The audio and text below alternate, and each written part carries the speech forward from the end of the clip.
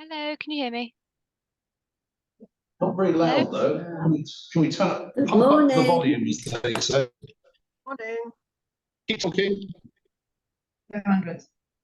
Right. Can you say something now? Hello? Morning. That's much better.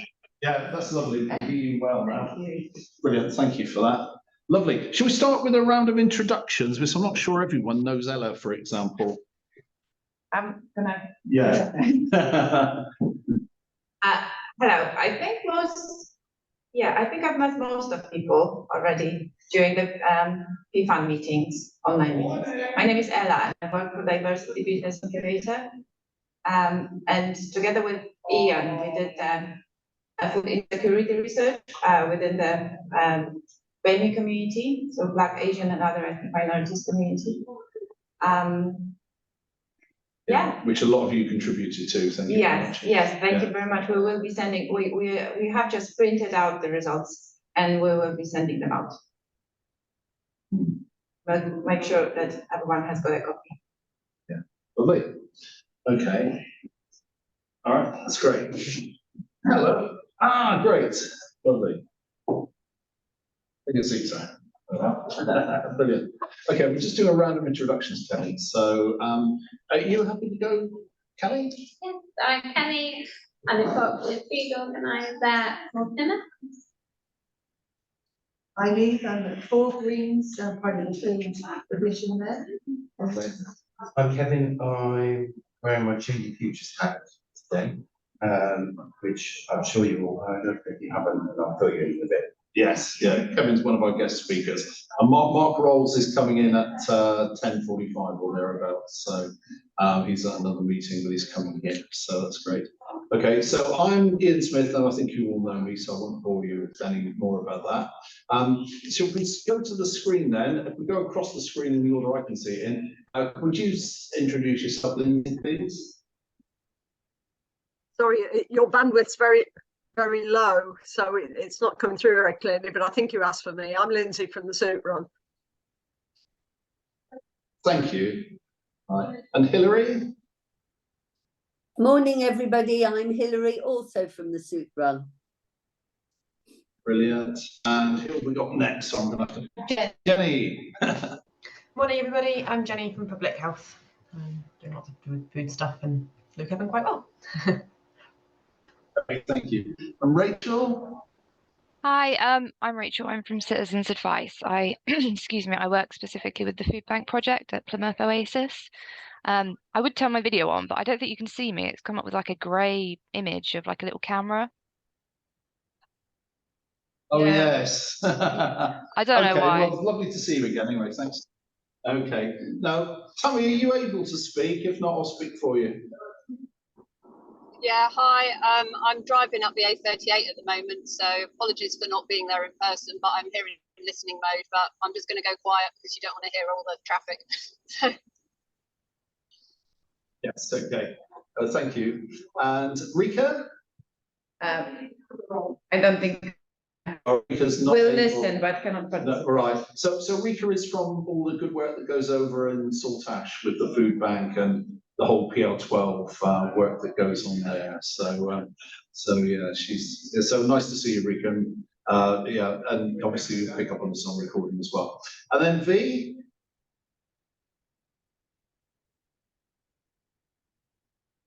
Can you speak, V, or is that another message I'm seeing on the screen now? He is from Leadworks, and So can we not listen in today? Yeah, the community fridge down at Leadworks in Stonehouse. So that's good. The apologies we've got are from Stuart Jones of POP, who is basically at the Mental Health Network meeting today, but he's going to pick up on this on the recording. So thank you, Stuart. And also from the Plymouth Food Bank as well. But again, Plymouth Food Bank are going to pick up on the recording as well. So I think that's pretty much it really from that point of view. So on the agenda, it was really for everyone to give updates on what was going on in the field really. And that's particularly helpful for Kelly and Kevin to hear as well as myself, Tammy and Ella, because the more we understand about what's going on in the field, the more we can try and help. So guys from Soup Run, would you like to kick off on that and what's going on with Soup Run and what your numbers are like and what your supplies are like? I'll let Lindsay do the numbers because she keeps our stats very thoroughly, and then I'll tell you a little bit about how life is on the streets at the moment. Okay, I think a lot of you will see our monthly reports, but in the months just gone, in August, we served 3,122 meals, which was our highest ever. It was only 4 up on the previous month, so hopefully it's peaked. But we've had a massive increase since about last November. It's just been a steep increase. We've served 21,148 meals this year to date.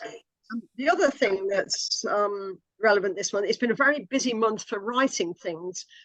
We've contributed to your the PFAN, the snapshots survey, the strategy document.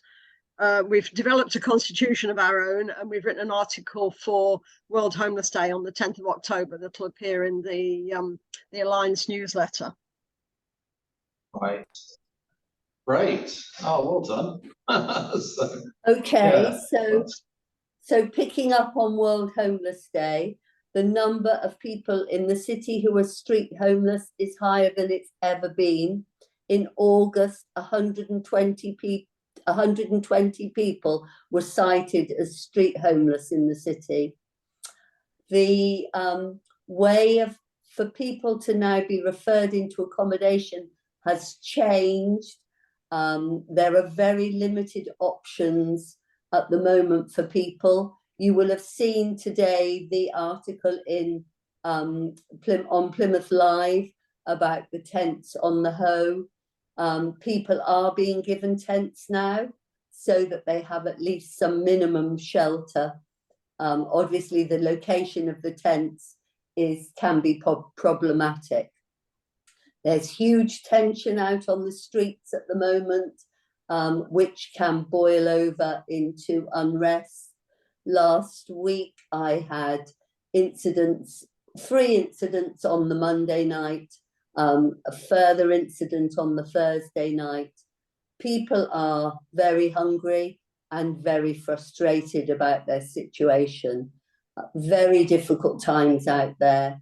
Monday night, I saw somebody I hadn't seen for a couple of days, and how are you? I'm just so hungry. I haven't eaten. I don't know why she hadn't come down. Lindsay interestingly asked about something else I'd been given out on Monday. Had I been giving out extra bags? I'd actually been supplementing some of the bags with pot noodles for people.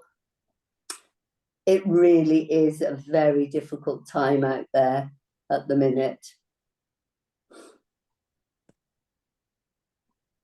Whether anybody wants to ask any questions, but yeah, that's sort of an update from the Soup Run.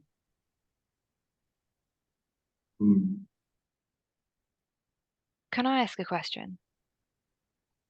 Of course. Yeah.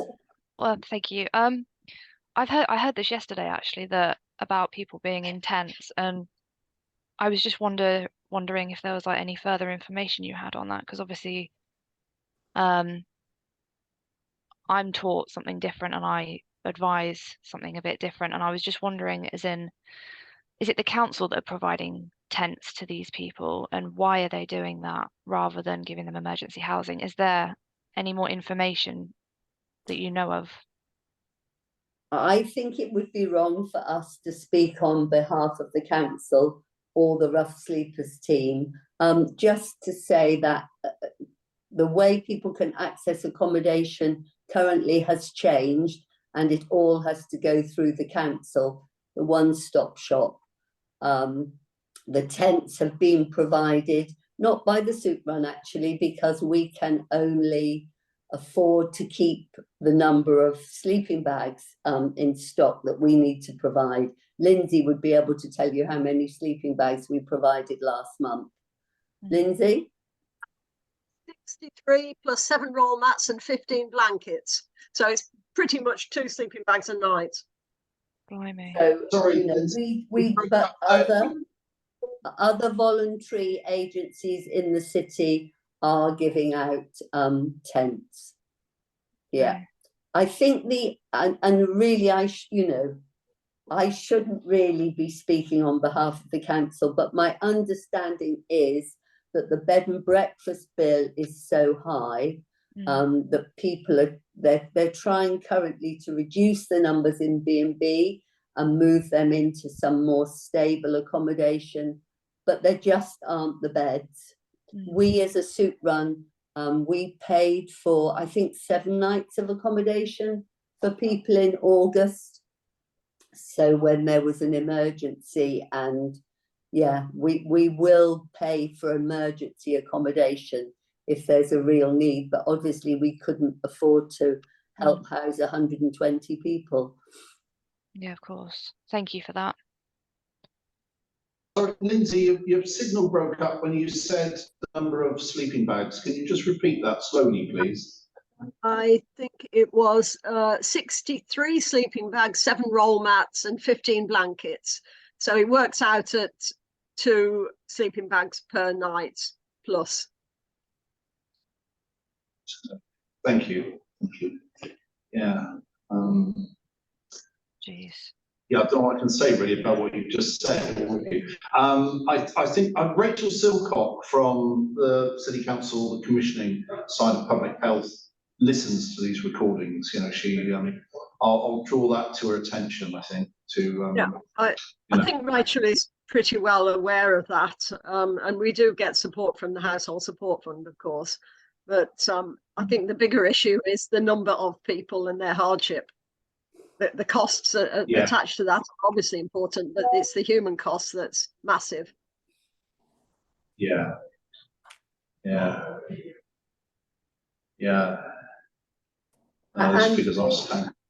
you know, we must never lose sight of these 120 people are all individual people. You know, it's the importance of trying to get it right for each individual who contributes to that number of 120. It's just huge at the minute, just huge. Yeah, so yeah, it's talking 100. It's not a statistic, is it? It's 120 lives. Yeah. Okay. Yeah. And sorry, can I just ask another one? Are these, Hilary, from your experience, are these people what are their characteristics? Are they like, do they have children? Do they have any vulnerabilities or anything like that? What's the sort of standard person that you see that you're giving, 63 sleeping bags out to? I'm just wondering if it's those with non-priority, just because I can raise it over here. Yes, certainly, a number of the people that we see are seen as non-priority. There are a high number of couples out at the moment, and you will probably know that finding accommodation for couples is really tricky. So there's quite a few couples out. Almost everybody we see has suffered trauma. The people, very vulnerable people, a number of people with addiction problems who are trying to break away from that situation, but without a base, without a home, it's really hard for people just to get their post, their mail, to know where things are sent, to keep their possessions safe. Night after night, we hear that people have lost their possessions because they've been stolen, or the park officers have moved their sleeping bags. Yeah, but really it's, with a voluntary agency involved, and I suppose we're just really trying to put our finger in the dam at the minute and keep people fed and with sleeping bags and emergency clothing. It's the council really that would be able to answer you more fully on these questions. Yeah, no, thank you, Hilary. You've helped a lot just by answering that, so thank you. I'll just chip in with a comment that a lot of the people are very unwell, and not necessarily with conditions that will put them in hospital, but just a sort of snapshot. on about alternate Saturdays, we have a podiatrist who comes to our Saturday morning session at Shekinah. And the last time the podiatrist saw a third of the people who came in for breakfast and ran out of time, could have seen more. And of those 8 people that the podiatrist saw, 1 was referred to hospital, 2 were referred to their GPs, and all of them had some relatively urgent attention needed to their feet. And that's just one small aspect, a snapshot of their health issues. Thank you, Lindsay. Thank you.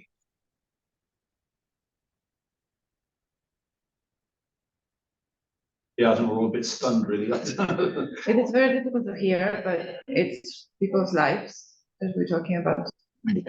Thank you for all the amazing work that you're doing. And in terms of the supplies, because you provide an enormous amount of meals, are you okay with supplies? And how would you get the money to provide the sleeping bags and the blankets? Lindsay, are you do the sleeping bags and blankets, I'll do the food. Okay. We provide some of our sleeping bags from household support funding, because it comes within the conditions of that grant, and other donations. I mean, we get financial support from other sources. And just to give you a sense of scale, we probably spend about £7,000 a year on sleeping bags. Yeah. And as Lindsay says, the food, we rely on donations. So we pick up from stores at the end of the day, the co-op depot in Plimpton. We have a membership with Fair Share, but that only covers a couple of nights of the week.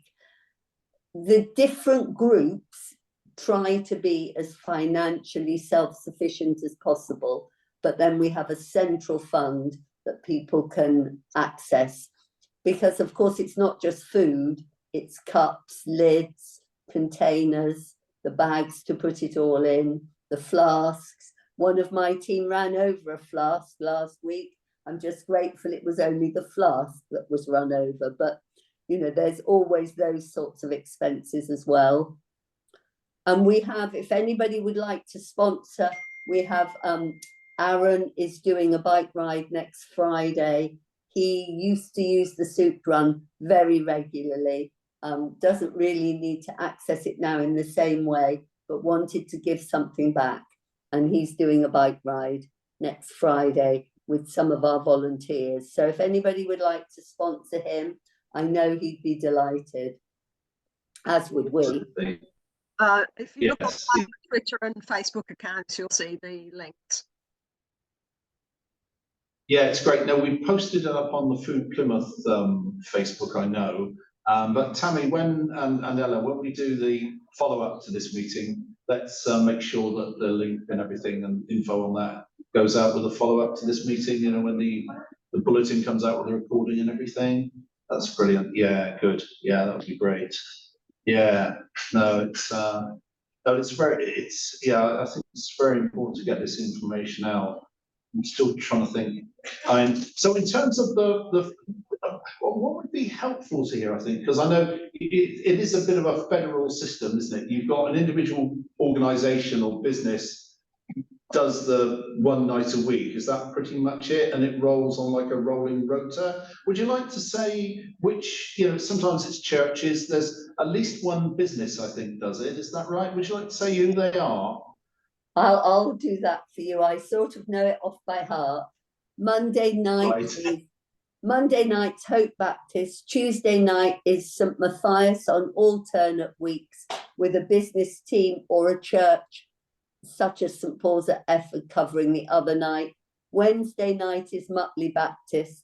Thursday night is an eclectic mix of 5 teams, which includes the Rotary and the Lions Club. The Lions Club should be out tonight. Friday night, 5 nights of the 5 nights are Plymouth Christian Centre, and the 6th night is a team from Chadderwood. Saturdays is a team that comes up from Cornwall, St Paul's, Plymouth Reform and Methodist Central Hall. And then Sunday is an eclectic mix of people, which includes Lindsay and I. And I missed out on the Thursday night, the other team that come up from Cornwall.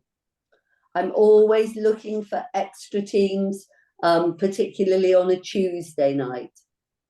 Tuesday night's the night that worries me the most because, yeah, it's filling the gap, the alternate week with St Matthias. But yeah, there you go. That's the teams. Yeah, can I just chip in that's there? very helpful. Looking at August, it was 9 churches, 5 philanthropic or community or friendship groups, and 7 businesses or workplace teams. Yeah, that's really good. Yeah, Lindsay, again, you broke up slightly then. Could you again slowly just give those figures again, because it's important. I think we hear that. 9 churches. This is for August. 9 churches, 5 philanthropic community or friendship groups, and 7 businesses or workplace teams. Oh, that's brilliant. That came over much clearer. Thank you. Yeah, that's a phenomenal effort, isn't it? Roughly how many people, individuals, would that be? I don't know, 200, 300? Is it, sorry? 200, 300? Yeah, I was thinking that. It's an impressive, that's a phenomenal volunteering effort, isn't it? That is extraordinary. Yeah. It certainly is, and we need them all. And yes, and actually it's quite hard for volunteers at the minute, seeing the level of need. Yeah, well, this is really interesting. Before you carry on with the update, I suppose this is something that will be relevant to everyone. Some of you know and took part in the Food Power regional network for the Southwest, and you came along to those meetings, which Claire Pettinger originally convened and did a great job on. And then it went to Millie and Daisy, who are from Bath and North East Somerset and Bournemouth Christchurch Pool, and who then took it on for a year and did a great job. And it faded end of last year, early this year, when no one else could take it up. So what I'm doing, I'm looking at reinstituting that, because I think we need it. The level of need and demand that you're talking about, I think we need to be talking across the region about that and sharing best practice, knowledge exchange, you know, resources, all those things. So I'm going to pursue that, and I think that there's a real value in actually doing that. I think that could bring a lot, you know, bring a lot of energy to what's going on. So yeah, I think we can pick up on that and you know, get that going again, because that way, you know, we'll be learning off each other, I think, and learning about best practice, and also it would give us a regional voice as well, I think, as well, which is never a bad thing to have. So yeah. Okay, that's good. Okay, so if we leave it there, thank you very much for that. Who would like to go next?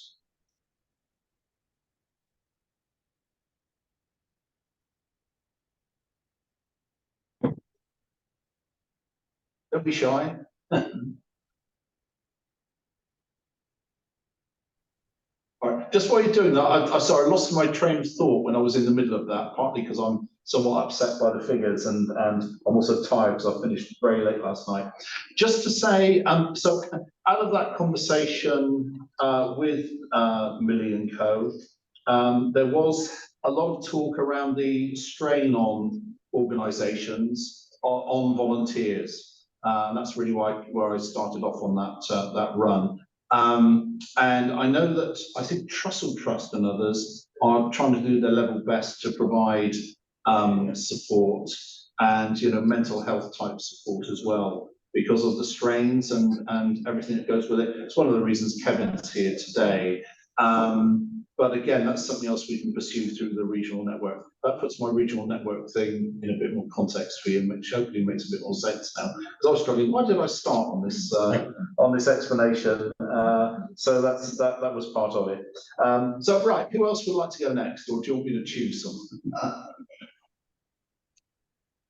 I mean, I'll go, but I'm not an agency, or I'm just me. Please do, yeah. Okay. I'm not entirely sure who I've met and who I haven't, to be honest, because I sort of bump into the meetings as and when I can rather than a monthly thing, but I'm going to try and change that. So for those who don't know, I work for Citizens Advice. I do food bank project, so I work at the Oasis project in Plymouth, and I try to provide long-term support for people who need to use the food bank, and only those who need to use the food bank, so no other clients. My aim is to sort of change their situation so that they obviously don't need to use the food bank anymore. Hang on, let me just get up my spreadsheet thing. Like I said, I don't really have any massive updates. I could just sort of say what I've done. I'm seeing a lot more clients, a lot more in the past few months than previously were. People are very desperate for help with their situation. Housing is a big one that comes up a lot. I see quite a lot of clients who are in housing. They're not intense and they have kids and things, but they're not happy at all with where they've been placed because they're, some of them have young kids and then they're put in housing with drug addicts and that kind of thing, and people who, perhaps aren't the most suitable to be around their little ones. So I get quite a lot of clients who are unhappy about that. And it's very difficult for me to advise because there aren't many options for housing at the moment at all. What else do I see? The main clients that I see tend to be really vulnerable, ones who are illiterate and can't do things for themselves. So they're just not aware of the support that's out there, and B, they wouldn't have the first idea how to do it either because they don't have internet access or they can't read and write. It is very, very difficult, I have to say, because I do casework, and working with the council is very, very difficult. It takes a long time to sort of get anything done, and obviously that means people are having to use the food bank more often because it's taking us a while to sort out their situation long term. I'm also seeing quite a lot of clients who I have previously advised, and I have raised this with the food bank actually, who are coming back and using the food bank but don't actually need to. So I had a lady come to me yesterday who I was advising for debt, but she kept withdrawing. She wasn't committed, and she came up to me yesterday at the food bank and asked for a food bank voucher. And I said, yeah, okay, what's happened this month? Why do you need one? And she said, oh, I've just overspent my money. And I was like, okay, on what? Has there been a big expense? Has something happened? And she said, no, I've just done more clothes shopping than I needed to, kind of thing. And I was like, right, okay, have you considered maybe budgeting and that kind of thing? And she was just sort of like, no, not really. Obviously I did a food bank voucher because I can't just say no and then she goes without food. But I am seeing quite a few clients, who have previously been advised by me, and they're still returning to the food bank. And I think it's that issue of, the food bank is there for, emergencies when people really need it. And I do see those, but then it's also having it there is almost like people can, they know they can spend that little bit extra money because they know the food bank is just down the road and they can get a food bank parcel quite easily. So I have been speaking with the food bank about, what criteria is sort of needed, what they're happy with for, issuing food bank vouchers. But it is a really difficult topic, and obviously there are people that obviously really, really do need it. I don't know if that helped at all. I probably just waffled on about a load of rubbish, so apologies. No, not at all. No, that's exceptionally helpful. Sorry, Mark, can you sit here if you don't mind? It's so you pick up on the camera. So you need to be in the picture. So yeah, thank you, Kevin.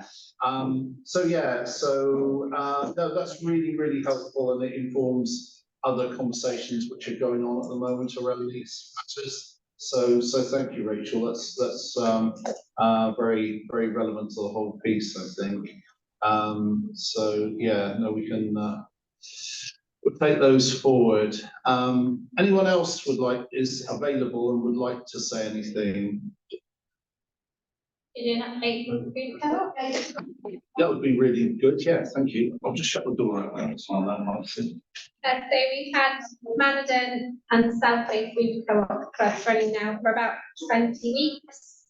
With the 20 weeks, Manadon has served 551 customers. And Southway just a little bit less, just over 500.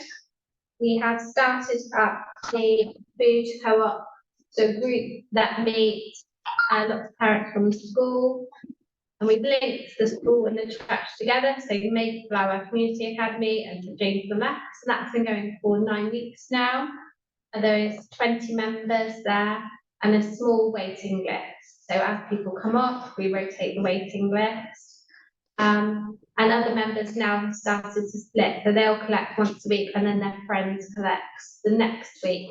That's a working group where everybody works together, everybody has a role, and that's working really, really well. So that's the first of its kind that we've started in Plymouth.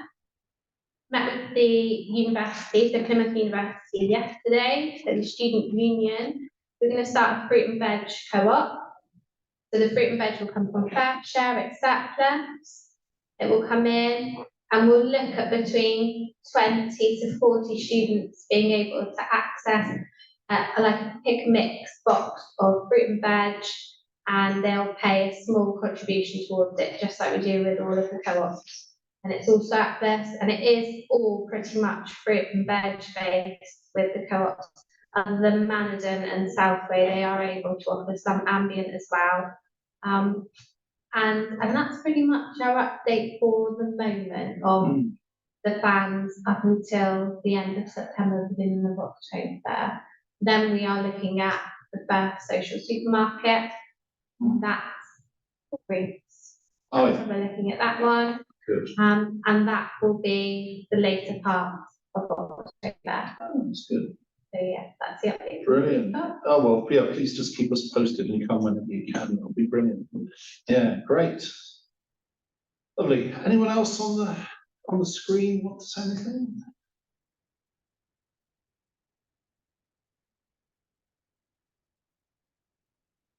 No, it all looks quiet from that point. Eve, would you like to say about your work at Fort Greens with Mark and others? I think the big news is about the social supermarket, and either Mark or Kelly would be a better place to give you information about that. Yeah, okay. And with Food Sequel, the food equality project, you're going up to the annual convention, aren't you? We are on Monday. Yeah, that's right. So quite a big deal. Yeah, so try and give you a bit of an update from that. This is the work with Claire Pettinger and also, so we've got Eve, you've got the community researchers, you're one of the community research team from with me on that, aren't you? That's right, yeah. And Lisa, late of this parish. Yeah, so Lisa is very much heavily involved in that as well with Claire Pettinger and Dr. Louise Hunt as well. So that's good. So if no one else wants to add anything more, let's have Kevin and then we'll have Mark. And for those of you that don't know Mark is from the Fort Greens Community Trust and is very heavily involved in this idea of collective food buying and all the great work going on there, and is going to give an update on that. But anyway, Kevin, would you like to? Yes, so as I said before, for those of you that just joined, I'm Kevin from Changing Futures. So what we've come up with over the last kind of year, and it's just kind of come to fruition recently with getting volunteers involved, is we've set up a Changing Futures volunteer network meeting, which runs every month. That is so that my role as Changing Futures volunteer coordinator is to support the volunteer coordinators, and a little bit what you alluded to earlier. It's like, how do we massive question. How do we keep our volunteers interested? How do we keep them motivated? How do we retain them? And one of the things that's come up in the other part of my job with Good Neighbour Volunteer Support Scheme is we don't do like masses of like recognition stuff, but we have recently had certificates, so for yearly things, and you know we just sent them out by post this time. Went back there, that's in the desk ready to go out. So that's that one part of that. But I think the main thing is to how we support those volunteers. So it's why do they stay out? And I've worked in addiction services in Bournemouth for a long time before I came back to Plymouth last year, and I had about 30 volunteers doing various things, and one of the things that kept them retained was me. No, I'm not joking. It's like that continuity of support. So there's no way I could give 30 supervisions to 30 separate individuals each month, but we could have a monthly supervision. We used to do it with a little bit of food, or whatever, take them out regularly. So it's about kind of not too much about rewarding recognition, but it's more about value and organisationally realising how much your volunteers are giving to your organisation, like the added value. I mean, it's phenomenal. Talking about like addiction services, somebody come in and they don't see a staff member, they see a bit of authority, because you mentioned something earlier about trauma. So people they've been trauma, sometimes they don't want to see anybody in authority, whereas somebody just coming down to sit beside them saying, "Oh, hello, my name's Kevin, can I get you a cup of tea?" That's that's the kind of thing that the volunteers add to the organisation. So what we come up with a lot of us that have been talking in these meetings is a kind of training package. So the idea is that if you come along and think, "Oh, I don't know where I want to volunteer," if you think about that Plymouth Alliance, I'm not going to name them all because I probably I'll miss one out. But yes, so anyway, I might get them all. But there's all those people in the Plymouth Alliance, plus other people that they're sort of jumping on board and think, well, let's have a little bit of, let's get involved with the Changing Futures thing, let's see what we've got to offer. So we've got a training package, which it's 2 3-hour sessions. So come along, you do those 2 sessions, and then you can shadow any of those. I say any of those. There are some that are not appropriate for shadow, but somebody will have a chat to you about potential volunteering opportunities. So if you think about places like Amos in the harbour, there's kind of areas there where people could do like a meet and greet thing, go, well, let's have a look and spend a morning there, an afternoon. You can shadow, and then you can go to all those other organisations if you choose to. Shekinah, one of them. And then you potentially you could say, well, that's where I want to volunteer, and then you can go on and do the DBS and so on and so forth. So the basic training sessions are coming. Actually, there's some set for next week. So the first session is GDPR, confidentiality, equality and diversity, safeguarding, boundaries and effective communication.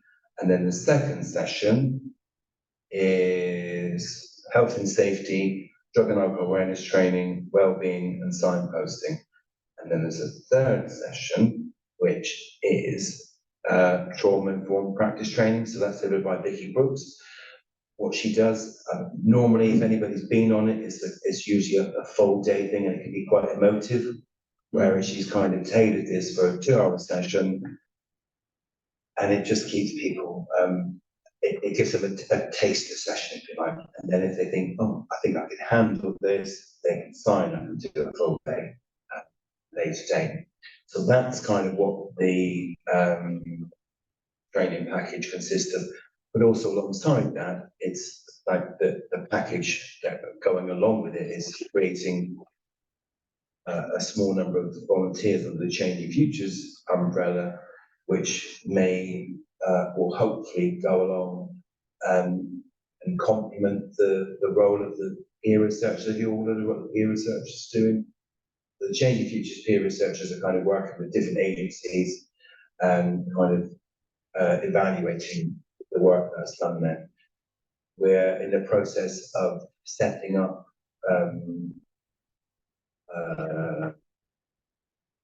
like a kind of service user forum, or a bunch of volunteers which will go along to different organisations and do a little bit of research. We don't know what that looks like yet. I've done some stuff previously. I've got an idea, but I don't want to be my idea. I want it to be a collective idea of volunteers saying, "Oh, what have you thought about this question? Let's keep it really simple. Let's do a 1 to 10, 3 questions or whatever," and then go along to all those different groups. But also, if there are volunteers that are running any particular group or facilitating a group, we also get the feedback from them as well. So it's kind of a better standard, if you like, of volunteer. I know we had this conversation yesterday. A lot of people will say, "Oh, you know, it'd be lovely to come back and blow smoke up my back." So it's no good. Tell me the truth. What, you know, what's not working. We can then try and make some kind of ground around fix it. Yeah, no, that's very well put. And Tammy has put out very helpfully the offer that Kevin's spoken about, I think twice now. I think it went out, but we will put it out again, please, Tammy and Ella, when that goes out. It's a summary of what Kevin just said in terms of the dates and the actual sessions. But just to say that I go along to the, because Kevin and I have worked together before, particularly around the Always Apples Festival, and volunteers on that. And Kevin sits in a team across the whole volunteering piece in Plymouth, along with Martin Mills, who's been here before and come and spoken about volunteers, for those of you that remember that.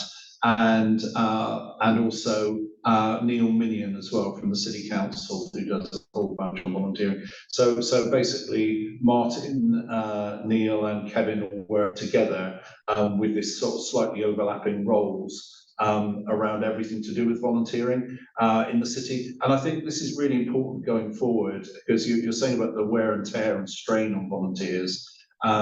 And also, I mean, the sheer number as well that you know we've just been talking about with Superrun there. The whole volunteering piece, I think, as we move forward, has got to be strengthened, and it's quality, really. It's quality for everyone involved. The service users, the beneficiaries of the services that you provide, which are so amazing. For the funders, they're actually paying for it, or the sponsors. They're getting the absolute best value out of that. And also the organisations and volunteers in them, whether you're paid staff or unpaid staff as volunteers, it's important that's the best quality, isn't it, as an experience and as personal and professional development. So I think this will be an ongoing conversation. So I'm very grateful, Kevin, for you coming today. Thank you. And I also think listening to what a lot, and Hilary and Lindsay know that I've been out on the Superrun when I first joined the role last year, and I've got an idea, and I've been down to the Saturday morning drop-in as well. So I've got an idea of what's involved with the volunteers. So I think it's really important to think about how collectively those volunteers are supported, because I know that if we don't look after them, they just kind of peter off. They'll burn out, and then you start the process of trying to find volunteers, and we know at this present time it's quite difficult for that to happen. Yes, indeed. So I know there was, and I forget the lady's name though. There's a new person at the Village Hub who volunteered or offered to act on behalf of the Plymouth Food Aid Network in terms of linking into volunteering and related things. And I'm sorry, I've gone blank on her name now. She's relatively new to the role. She took it on from someone else that was doing it. But I think that's one that we need to return to. And because it's okay for me to go on abroad through Plymouth Way, but it would be very good to have Plymouth Food Aid Network reps and volunteers ideally, at the network meetings that Kevin and his colleagues run. Those are monthly, aren't they? And they're held usually at Hamo's house in Mount Wise there. But they're really useful meetings, those. I was there virtually yesterday because at first time I couldn't go face to face, but it was well worth attending. And it's a good way of airing issues and looking at quality improvements and hearing, like you said, it's interesting having the volunteers along, isn't it, when they can speak from very direct experience. And very often some of those volunteers are people that have been service users with quite serious issues in their lives, isn't it? That have come through, got together, and then are volunteering and giving back, which is always moving to hear those stories. Absolutely, and we know that a lot of people that have used the service will feel very loyal towards it and want to help that organisation. So if you look after them, and this is why I have very strong views on how we treat volunteers, and this is, we have actually changed some people's views already. It's not about me changing views, it's us collectively getting together going, well, have you thought about this? This might be a better way of approaching your volunteers or working with them, rather than thinking that they're just something we use. Often people say, oh, I'm just a volunteer. And then I go, whoa, actually, I remember being in Bournemouth many years ago, and I was just a volunteer. We won Volunteer of the Year awards, and the Lord Mayor said, you don't realise how much how many resources volunteers save, and that's kind of, I know exactly all the great work that the guys do with the supermarket and stuff, so it's phenomenal. And you think about all those people that are served, take the volunteers away, all those hungry mouths, and what would happen. You think about all the crime that would happen in the system. I think, kudos to all those people involved, but we need to look after them. We need to keep them kind of think about their well-being, and just, sometimes we just do a social with our volunteers for the other part of my job and eat coffee and cake and stuff. It's not, doesn't have to be formal, this kind of supervision kind of thing, or it's just about letting people know that they're valued and they've got this space where they can come in, have a moment if they want to have a moment. Anyway, I'll stop because I'll just go on and on and on. That's good though, thank you, and it's quite right as well. Can I just check? So I've not heard of you before, actually. Me personally, No, wow. the organisation Changing Futures, not heard. But I did get an invite today to the 12th of December.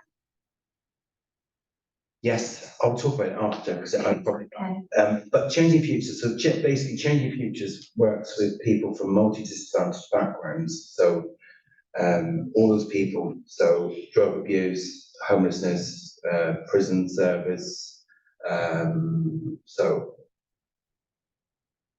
we work with PATH, all those people in the Plymouth Alliance. So the idea is that we can kind of reduce some of those barriers to get people kind of and working better in the system, so they're not kind of out on a limb. There's more transparency with how we work with people, and that's kind of, a lot of it is networking and kind of making small changes on the way. So people, and also like with the zone, the young people down there, there's some things that are taking place. I know there's been a massive piece of work. It sounds like a very small change, but so one of the guys is working under the Improving Lives Plymouth, working with like probation, criminal justice system.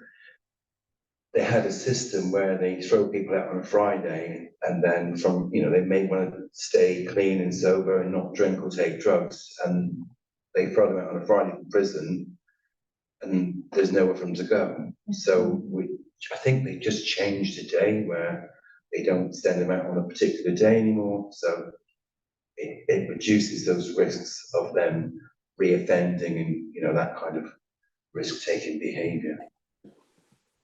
Someone was released on last Friday, from prison.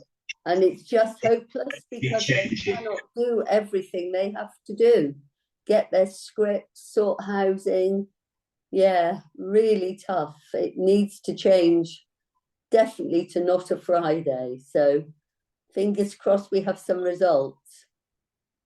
It's in the post, Hillary. They're working on it. Yeah, That's good. It is. Yeah, and Changing Futures is part of the government's levelling up agenda, isn't That's it? right. And Plymouth successfully got a slice. Is it one of 15 areas? Yes, I think the nearest area to here is probably Bristol. Okay. Bristol. Yeah. And the project is running till March 25. They've just been awarded recently an extra bit of funding. So the idea is that we kind of leave this kind of legacy of this is how we're working better and more joined up work. People don't want to tell this story over again, you know, come into, you know, a community centre and maybe see a GP or someone and then they tell their story about their addiction and then they pass somewhere else and they have to do it all over again. It's like we're trying to reduce some of that stuff and yeah, make it easier, user friendly. And the other thing about like the trauma, like not, you know, re-traumatizing people and asking them why this happened rather than just let them tell their story and listen. Yeah. Yeah, and sometimes multiple times and they're asking to repeat something. Yeah, very good. So that's good. Well, thanks ever so much for that. So we'll keep you posted on and when the next you know, and there's this Sept training coming up, but for future Sept, and if you can come back from time to time, absolutely, be great to see you, and we'll pursue things. So you know, anyone that can spare time to get to the meetings, if I've got my wits about me, which sometimes is not as reliable as it should be, I will send you details of the next meeting if you're happy. Sure, yeah, I think you set the date yesterday, was it the October did it settle on? Yeah. Yeah, I think it was the 11th that you settled on. Sunday is the 1st, Monday, Tuesday, Wednesday. Yes, the 4th, it's the 11th. Yeah, I thought that's what you settled on. I couldn't take notes at the time because I was setting up an event, but yeah. but okay, but so if you note that for those of you in the room and on the call and on the recording, and I'll get that the link to that out and it's available via Tammy and Ella. That's brilliant. Thank you ever so much. That's great. You're very welcome to stay. Yeah, and as you arrived just as we were starting, you can very welcome to mix up a drink as well. There's all everything there, and there's the urn around the corner. Sorry, people online, we can't help you with that. So there we go. And so, Mark, would you like to? Ian, sorry. Before we move on, because we have in our chat, it's a message from a while back that I haven't read, and it's from Hillary. Right. And I think it had something to do with the food bank service users. And Hillary said that more work needs to be done in secondary schools on budgeting and general life skills and decision making, etc. Yeah. I just wanted to share what she said. Well, because Ken, you've been doing some work in schools, haven't you, around you know, certainly on the primary side. Yeah, so primary, starting at a very young age, so 4 and 5, and that's like an introduction to food, what it actually is, how you use it, and we're just tasting lots of different foods and sensory experiences, so smells, the noises they make. Kids with the food. Yeah, they juiced the lemons, they did, and they made their own drink. It was really, really good, and an education for me, really, in seeing the lack of knowledge with some of the food, actually not knowing what a cucumber was, those kind of things. So but that's part of what Tammy has done before, and she has a package that she's developed. So I did it in the schools that we're working with the food co-ops with Mayflower, and it went down really, really well. And it was a lovely thing to do, really lovely. Yeah, and Tammy's been there for years and years, and I know that in the collective Mark's about to talk about, there is an educational element in that about making the best of the food that is available, isn't it? So, you know, amongst other things. So it is a really good point that Hillary's made, and lots of people that we actually see when they come through, like on the food ladder, CAP is a huge part of it. Lots of people have been to CAP and then learned budgeting, the Christians Against Poverty. Oh, right. Okay. Yeah. And done the budgeting course, and then are starting to actually work out, you know, how to spend their money, how to. So the maximising income, that whole piece, but it is huge. It is. Yeah, that's part of the whole work with Trussell Trust and the Independent Food Aid Network, isn't it? That whole, you know, maximising income, cash first approaches, all that side of it. So, yeah, okay, brilliant. So, Mark, would you like to? Yeah. Okay. Welcome. Sorry, I arrived late at the meeting. I don't know how many people are on the call, but welcome. Hi. If anybody doesn't know me, my name's Mark Rowles. I work for Four Greens Community Trust, but in terms of what I'm talking about now, this isn't about Four Greens Community Trust, and I need to stress that. So I'm just going to go through literally just 5 minutes of a bit more detail than I gave last meeting, and then I'm going to just open it up to the floor, because this, I think, can be quite fundamental in terms of trying to support food distribution in the city. There may be people on the school that feel that it is not needed. There may be people on the school that have severe reservations. That is absolutely fine, because at the end of the day, we do need to get a consensus to move this forward. And if it is felt at the level here that it may not work, then I need to feed that back up to the levels that we're working with at the moment at Plymouth City Council and so on. So can I just be really clear what we're trying to propose, and the reason why is that I initially a few other organisations whereby, and this is a year ago now, we were already seeing a huge worry in terms of the escalation of the amount of food required in the system to ensure that the programmes that we've probably heard about today and your own organisations are actually doing. And so, sorry, am I? No, keep going. Okay, so what a group of us have got together on is we believe that we need to set up a CIC with cooperative principles that is created with directors ideally being recruited from the existing food aid network and emergency food network, source food to support, develop and sustain 3 strands of food distribution in Plymouth. 3 strands would be the emergency food provision, so organisations like Provide Devon, whereby obviously they get referrals from multi-agencies with people who are absolutely in crisis at a given point. Strand 2 is the increasing number of food resilience programmes, which you've heard Kelly probably talk about. And the 3rd strand, and it's interesting because it's just come up today, is the strand around education, but a strand whereby what we're not looking at is where at the moment pockets of funding come for 6 weeks and then disappear. This is trying to strand a programme where we can educate, especially in schools and with families, to make best use of the food that they actually have. So the concept is not owned by anyone. This is an entirely separate CIC. But the CIC's sole purpose is to support its members, and I'll come on to members in a minute. It is not about becoming a self-sustaining unit which is doing the work you're doing. This is about something that is going to support you in whichever way it can.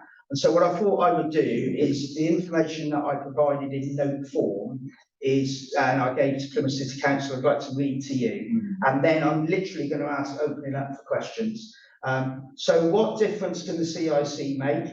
We want to try and reduce food wastage and to speed up the distribution processes for excess food. And I can only talk from Four Greens experience, but the number of times we have food left over, and then we've got to find ways that we distribute that rather than putting good food into the bin because it's a weekend, for instance, and we're not open, as an example. The key one of the key ones is to enable bulk buying to occur by pooling resources of member organisations. If I can explain this in a real life contact that I'm working on now, is I can't say the name of the supermarket, but one of the local supermarkets has said that they are, fed up wasn't the word, but they find it really difficult when little organisations, including us, because we're a little organisation in the whole scheme of things, go in and ask for food which isn't the food which is necessarily going to be wasted. So the example I'm going to give is bread. So I am in negotiations with one of the supermarkets who have said They think they would be happy if there was a group, a membership group, that then we go in and we could negotiate getting bread at cost price. So therefore, what that would mean is instead of having some of us having to pay £1.30, £1.40 for a loaf of bread, we could then get it at 25 pence. So what I'm saying is that will never happen with the system that we've currently got, because these big players cannot work on those minimum type orders. So there's an example of what we mean in terms of potential support as a goal. The other one is around enabling bulk buying to occur.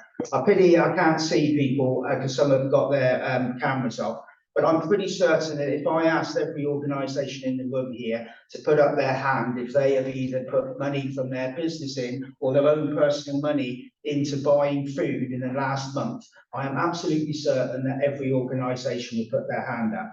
So therefore, if we can work as a bulk organisation and we can pull that money together, again, by going to stores and saying we need pallets of baked beans, rather than each one of us going in and buying 30 or 40, it is going to make a huge difference. We wish to support local partners by storing food in a more effective manner. Again, I can only talk for Four Greens and some other organisations. You know, at the moment we have food in cupboards, we have food that's left in the back of the community rooms, etc., etc. That is not efficient, it is not effective, and that will help then to create extra space for organisations. The key one for me is this CIC, on behalf of the members, would coordinate bids and fundraising initiatives to maximise opportunities to increase resources in the city. Many of us have got day jobs, many of us are volunteers who are on this call here, and actually we write bids, but we write them badly, and I don't mean that negatively, but we only have X number of hours to write them. And as part of this CIC, we would like to have a full-time bid writer, whereby their sole role is to do bids that bring food and extra money into the city on behalf of the membership. So the CIC is the membership. To advocate for the emergency food and food resilience programme in the city, but that would be alongside PFAN and others. But we really need to bang the drum with the City Council and with potentially lots of local businesses that the real issues, we're tip of the iceberg. And this winter, we are really going to be in a situation where demand is going to increase significantly. There is no ifs or buts about that. We have to accept that Plymouth City Council are in a financial crisis at the moment, as with many council organisations. And so this aim is also, we have to accept that we have to reduce the dependence on Plymouth City Council to provide financial assistance. Currently, there is, as you know, the, oh my God, the name's just Household Fund, which is around and available, but that is not going to be here forever. And when that goes, then obviously that funding gap has to be supported. And then finally, it's about supporting and advocating for a food education programme that can be rolled out across the city. But again, this is using the existing groups we've got and trying to support them and trying to get additional funding into the system. I'm just going to go on to the risks, because that's important. The inadequate pump prime funding made available to enable the CIC to get established. I wrote this 2 months ago. I now know that the funding potentially is in place. So that risk now, I feel, is negated. Current partners involved in putting a proposal together do not support the project as they have indicated. At present, the partners that we've been speaking to, so I've said around Provide Devon, Argyle Community Trust and others that were put together initially because they were the bigger providers of food. At the moment, everybody is still on board. But I think the key partners that I need on board are the people who are on this call and PFAN members themselves. So the next one is partners failing to work collaboratively and to accept that change is required to develop a sustainable food security model. I can tell you that Four Greens probably could continue for the next 1.5 to 2 years with the funding that we normally bring in, because that's my sort of main job. But at the end of the day, it's not a sustainable one, and I need to accept that change has to occur. Individual egos, politics, or the CIC forgetting that it is about supporting organisations and not creating further tiers of bureaucracy. And the other thing to say is this is in no way taking anything away from the brilliant work that Fair Share are doing. And Fair Share are involved in discussions with us. Fair Share will continue the way they are. But what we're saying is, like the example I gave with the Tesco's, and knowing that I've spoken to people in the Tamar Grow network about they have produce that they wish to come to Plymouth, then what I'm really trying to say is we're not trying to do bureaucracy, we're trying to support those organisations. Failure to establish a robust working relationship with Fair Share, I feel that we're moving on that one. Not attracting directors with vision, passion and a desire to make a difference, and also not attracting directors who are solely there to look after their own organisation. This is about supporting all organisations in the city. And then the last one for me is the failing to attract a dynamic and visionary CEO, fundraiser, development manager, whatever you call them, that can drive the business through. Because it will not be Mark Rowles, it will be other people. My role is just to try and get it, if you like, to market, and then basically try and support it from there. I'm going to finish off with the what now, and then I'd like questions to be asked. So basically, we've got to get agreement with PCC that the model green flows can make a difference, and we have that agreement verbally in place. Commitment from the current partners involved in shaping this proposal. We have some partners, but I desperately need the partners from PFAN to agree with the principles.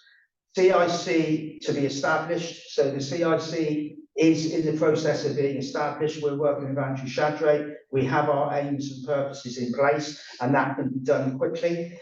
An agreement to pump prime the CIC to get established, as I've agreed, we're in place. And we desperately need, and I am talking weeks, not months, we need to second the person who can shape and vision what I am now talking about now. And the last one, which is part of this process, is to show how it can work and to show members it works, is that I would be proposing that we do a crowdfunding campaign, which will be around the launch of the CIC. And our aim is not to raise 5,000 or 10,000, it's to raise a minimum of 50, but hopefully up to 150,000 that we can put into this CIC, with the sole purpose of bulk buying food, which instantly starts the process up around the warehouse and instantly enables us to start benefiting the groups on this call. In terms of, last one, in terms of geographical and who will become a member, we have to be realistic on this, and that is that there has to be a geographical spread in terms of the membership so that we get equal distribution, and I think that's imperative for the way that the business goes forward. And the other one is this has to be a self-sustaining CIC. And so what I'm saying by that is that if we have a membership, it could be £2 a month, it could be, it doesn't matter, but we do need to ensure that after the pump priming, that the CIC continues for the future. But we don't put bids in just to create extra people. We don't want to get involved in training. We don't want to get involved in stuff. We don't want to set up this new business. This is about helping existing providers to move forward. So I hope that's given a little bit more detail. Is it visionary? Is it pie in the sky? Well, that's for you to say. But all I would say to finish off with a passion about making a difference to poverty in this city is that if we carry on the way that we are, we will not be able to help everybody in the city that is going to need our support in the next 12 to 18 months. So I really would like now to open up the floor. If you think I'm talking a load of rubbish, then tell me. If you don't like what's being proposed, tell me. If you've got ideas, tell me. Because at the end of the day, this cannot work without the support of the vast majority of the PFAN membership and all the other people who are involved in food.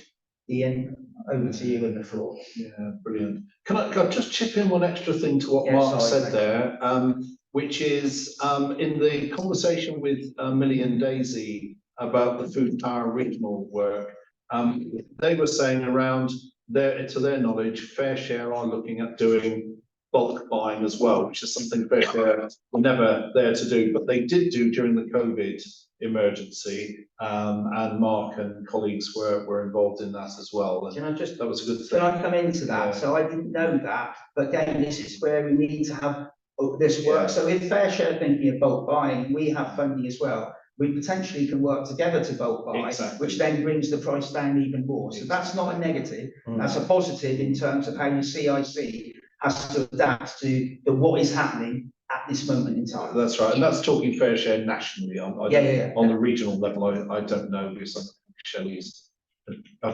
has said that to me.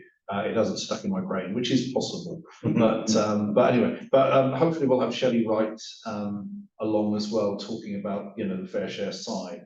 So along with fair share, engaging with Mark and the team on this. So Food Plymouth is playing a supporter partner role, which is our role as a sustainable food partnership. IFAN are involved, aren't they? Independent Food Aid Network have been inputting, Trussell Trust have been inputting as well. So it is very much a wraparound, joined up piece. Yes. And the joining up now is really with yourselves and the way Mark's just. And I think the key thing is that what I would say is the success of this project is that everybody that's on this call and anybody else, this in no way will take over anything that you're doing. This is a support structure and a support CIC that is there to help support you in whichever way it can. And it could be very simple. It could just be around bulk buying, or it could be just 4 times a year you may want to use the van to transport stuff. That will be an individual basis with the CIC when it comes about. It is not about taking over any of the work that is currently being done in the city. Yeah. So who would like to speak to that on screen then?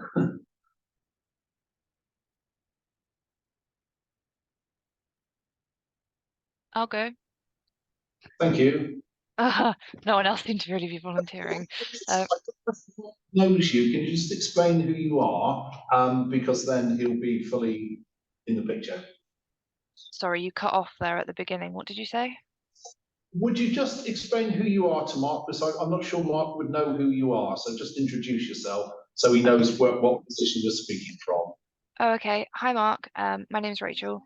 I'm not from a specific food-related agency. I work for Citizens Advice, and I've got a contract with the Plymouth Food Bank. So I go down there and sort of advise clients on a long-term basis to try and get them out of needing to use the food bank, essentially. So yeah, I'm just sort of inputting because no one else really wanted to. I think it's a great idea. I think, how does that work in terms of fresh food though? Because I know that the Plymouth Food Bank, they have to sort of order in their own fresh food. So would it be bulk buying that as well?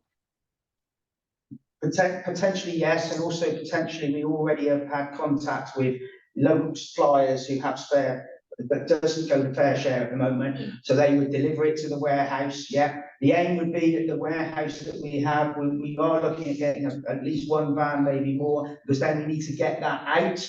Yeah, because the real issue we've got at the moment is, hopefully Kelly would back me on this, we are getting quite a bit of fresh vegetables and everything coming into the city, and actually it's sometimes, we've got to be honest, it's actually we're not getting it out there in time, and so there's an increased amount of food wastage. That's what we're trying to avoid as well. So to be fair to fair share, they deliver me quite a quantity because we've got a big provider, and we will have weeks on the Thursday where then what we're having to do now is to find ways in which we can get that out so that it can actually be used and isn't thrown away. So hopefully that answers that one, Rachel. It's very much about getting it out quickly, because let's be fair here, I'm passionate that people who are in need get decent food as well, and we don't just treat them as second-class citizens by saying, oh yeah, but it's better than nothing. Yeah. I bet I wouldn't let my kids eat some of the food. We need to ensure that the quality maintains. No, I think it's a great idea. I think it's just going to be distributing, isn't it? Because all the food banks have different opening times for their sessions and stuff, don't they? So it's going to be how to get that fresh stuff to the individual food banks in time for the session without it going off. But yeah, I think it's a genius idea, actually. Great, thank you. And it looks like V agrees, because we have a message saying, think it's a great idea to help streamline how we get our food.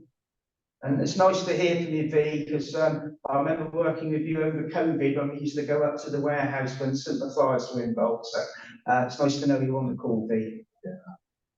And I think the other big advantage of this as well is, Fair Share's offer is they always make it clear that you'll get what they've got, which isn't always a balanced or full offering, but they'll do their very best to make it as good as possible. And I think it is that thing of the sort of things that all of you run out of from time to time, and some run out of regularly, and they have to run off to supermarkets and buy at retail prices.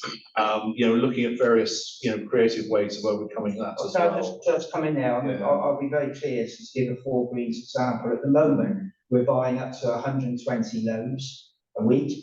And those 120 loaves, that's costing us over £120. Yeah. If I get the Tesco, not Tesco, so I'll take that away. You shouldn't hear that. But anyway, if I get the potential deal with a supermarket that should remain nameless, but I get that then at quarter the cost. Instead of Four Greens paying 120 quid, I then only be paying 30 quid. And the same if you were involved in this system. That's a huge saving. So that's 90 quid times 52, that's £5,000 saving for me, which I cannot get unless I have this cooperative model whereby we're going in and saying we want 500 loaves or 600 loaves.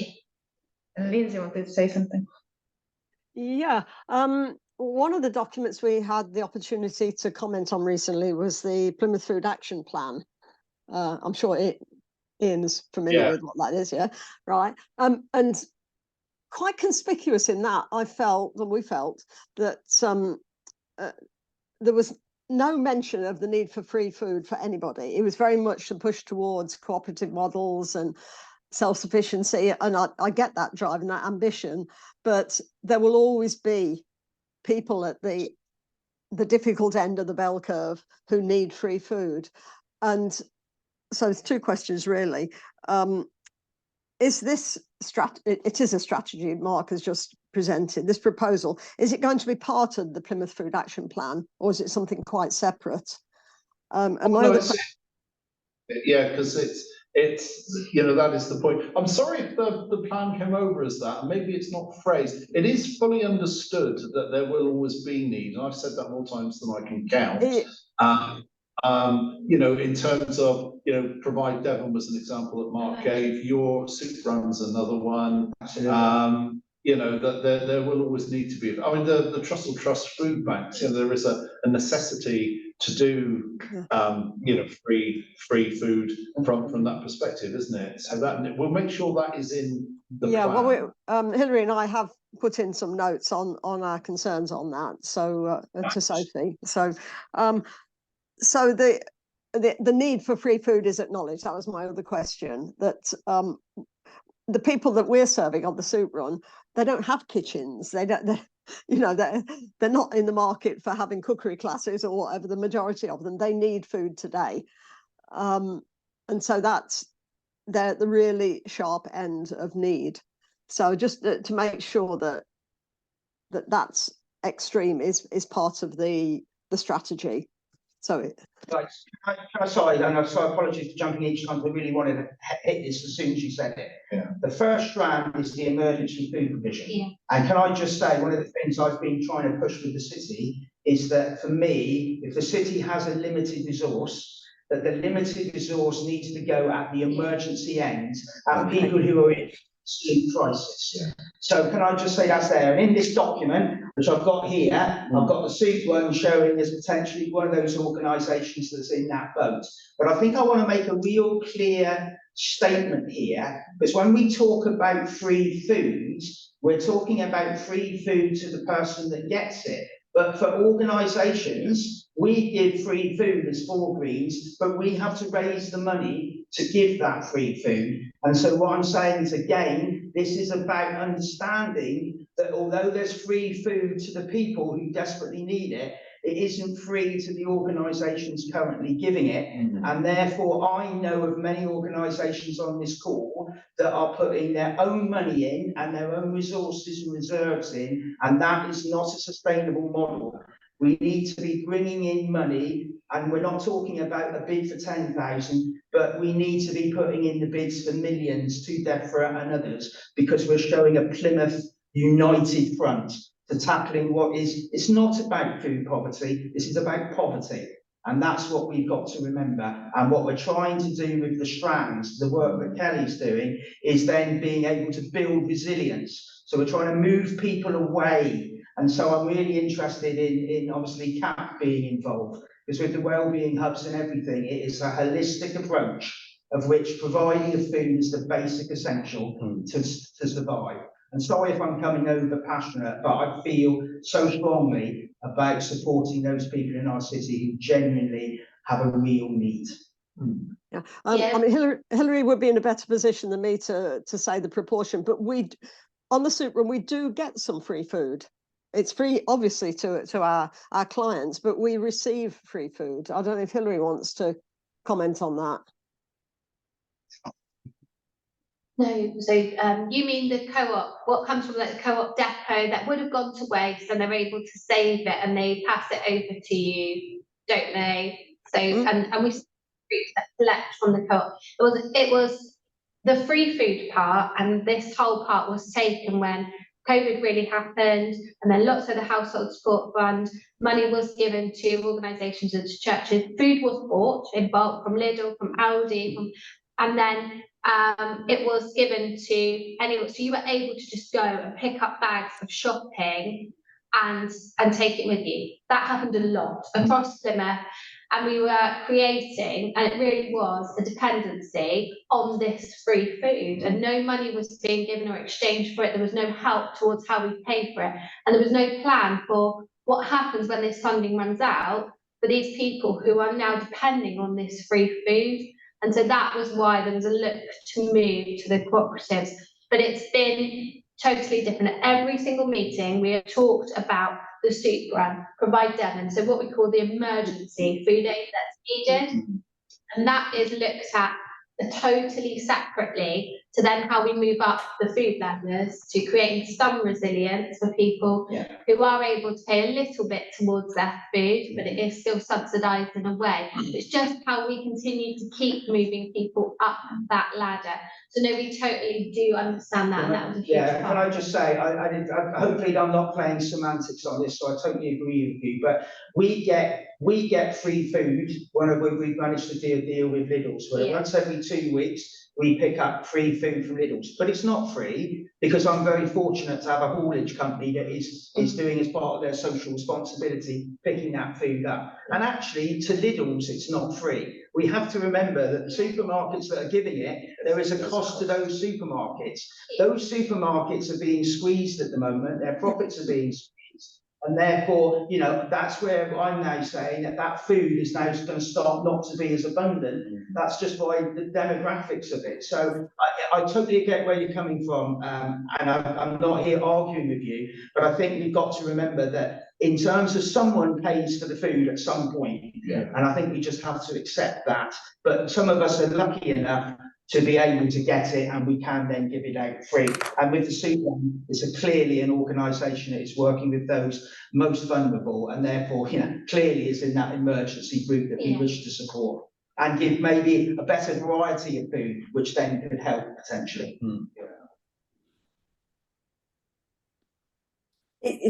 The food we need is very different, really, to the sort of food that a family need. So if you look at the offer of the soup run each night, it's pretty basic. So we would always be looking for bread, which obviously I had my fair share phone call in the middle, Mark, apologies of your presentation. So I know what I'm getting tomorrow, and I'm getting bread, and I've been getting butter, and I've been getting sandwich fillings, and I've been getting ingredients for soup. I've been getting drinks. We give out, our need for food is probably different from the sort of food that you will be bulk buying. We would need the bread. What sort of amount of money are you looking at for organisations paying in? Because that will be the big figure, won't it? Because there will still be a cost implication, but hopefully, as you're saying, a reduced cost implication. I mean, we're looking at £100 a week. What are we looking at? Sorry, right. So can I just say, in terms of what you've just said, the first, we're aiming to get pump prime funding. I was really clear here that can establish all the what I call the support costs. So if we're going to get a fundraiser, we've got to get somebody who work on the warehouse and that. We're looking to get 2 years of pump prime funding for that. So can I just say that's almost like that's what some of the funding is going towards. So we're not needing to get that from the membership. What I was looking at as a model is that whereby a membership would be tiered, because you've got some groups on this call here that probably don't do, in relative terms, that much of food, and for them it could be as little as £3, £4. And I mean, being serious, it's more, Hilary, it's more the principle that I've got to get over. But clearly, I know, I'm looking at some of the organisations on this call, and I know that even if membership was £50 and you were getting even 200, you couldn't afford it. So the issue is, this goes back fundamentally to the setting up where we have a dedicated funding manager who's bringing in the funding that keeps that cost down. Hilary, I'm not trying not to answer your question. I'm only saying it because unless I get the concept through in the next literally 2 or 3 weeks, then or some of these conversations are almost hypothetical. But can I just say, Hilary, it is not about, it won't be anywhere like hundreds or 50. It's more going to be probably in the region, the tens or whatever, and it will depend upon the amount of food that those groups actually want. So, you know, if you were struggling to get bread, Hilary, and actually you just said, you know, my organisation is mainly the bread, it could be next to nothing if we get this deal with the bread. So I think it is going to be slightly individual basis as well, Hilary. Yeah. Okay. As a collective, Hilary, we have not decided that part of it yet. We haven't spoken to anyone. You would speak to everyone from PFAN, and so we all have an idea. We have talked about membership models, but we have also talked about what if we can break everything down so it was an individual cost for that to be, so we know then how much it would be if someone just wanted to come in and buy so many loaves, so many. That's what we've looked at. So, you know, there's different models that it could be, and there's no decision being made yet because we've got so many different organisations that would be looking to potentially use it, that I don't think one size would fit all. So that's why we need to discuss it, really. And it is this thing of tiering to, you know, to make it, and, you know, also to give the best possible deal to those on the very sharp end as well. Yeah. You know, there's a very much a conscious desire to do that. Yeah, I think the answer to also to say, Hilary, is that I think you've heard this has been discussed for a while. We're now at what I call a critical point time. Yeah. So the answers to these questions, once I've got a principled agreement from the majority of people, we're never going to get everybody, but from the majority in Plymouth, I can absolutely assure you that probably in the next 4, 5, 6 weeks, if we can get it through, then I'll be coming back and saying, this is the model. This, you know, we've now got it in principle. I've got a board, you know, one of my big issues is everyone on this call is so busy. But we've got to get a board of directors who are coming from across the city, who are passionate about what we're doing. And it could be people not in the food sector at the moment. We may have people who've just retired, who used to be project managers, people who used to work in a warehouse, you know, but we just need a board of directors that understands the principle, doesn't want to take this business off in a separate route. They stay core to the value of just supporting the great work of the people that literally are on this call now. Do you have any idea where the warehouse will be? Because that's huge as well. The travelling to and from. In the thing I've got here, which is what I presented to Plymouth City Council, we obviously were really keen to get a central point. Yeah. At this moment in time, we've worked out on costings of various ones, not to look to buy, but knowing what the costing is for the model. But clearly, we want to get the warehouse ideally in a position whereby either it's very central or, and I'll be really clear here, you know, if I can save money on warehousing costs, but potentially I get something which is maybe slightly not central, but we can then get more vans, then part of this process could be that we deliver to you. It's a bit like a fair share model, whereby actually if we know we've got regular members that need, sorry, Hilary, I'm making it up, bread or whatever that you can't get. But again, that's all, you know, the lovely thing is, it's a good thing and a bad thing. Sometimes people like everything written down in stone to the nearest dot. But actually, this is an evolving process where we're listening to our members and we're not saying that's what's going to happen. We're saying, okay, so actually following this call, my request was going to be that Ian shares, if he can with me, the membership list. And then I'd be emailing all members for you to come back with your separate thoughts and queries based on what I've said. Because like you say, Hillary, your organisation is completely different to the village and is completely different to the way probably Four Greens runs and Provide Devon. So there has to be that individualistic understanding of what's going on. Cool. And Ian and Yeah. Kat, they sit on the collective and always with PFAN in mind. Oh, The yeah. individuals, so that's that you are always represented. Yeah, but it'd be good if more of you came to, you know, speak also for yourselves as well. You know, Tammy and I do our level best to represent, you know, your voices, because we do work with you a lot and hear a lot about what you say. But, you know, again, if you can spare time to come, you'd be very welcome to do that as well. Yeah. You know, to give the very direct voice and direct experience. Yeah. So is there anyone on the call you can show by just putting in the chat box that it's not would not be happy for me to make contact with them with almost like an individualistic sort of give me your thoughts, please. Yeah.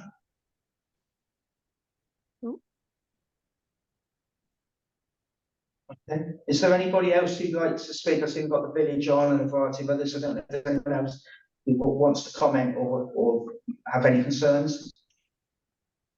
There's a few people today that couldn't. Yeah. You want to get that? Yeah.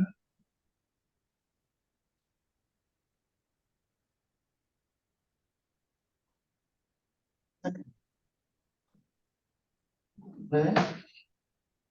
Anyone else want to say anything or type anything into the chat? Nice to see you, Village Hub. Thanks for coming.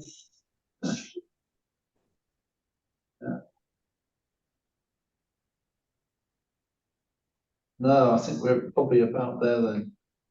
Just to say thank you very much for your time. You know, I do appreciate it. Yeah, and also to add that there, as you've gathered, there will be a flurry of activity which is just ongoing. Mark, Rachel Silcock and I are bouncing off the walls at the minute, doing various things around this, you know, including another very significant funding bid to help take things forward. So yeah, we'll keep you posted as that unfolds. So I'm thinking in terms of the practicalities of what Mark said, I think for GDPR and other reasons, what we might have to do, Mark, you can send us, send us what you want to say. Happy with that. We'll send it out to the PFAN membership via the SurveyMonkey you know, system. And then, but if Mark will make sure you clearly put your contact details on there, and then you can respond individually to Mark off of that message, and we'll you know, then you've got a direct you know, directly in conversation there.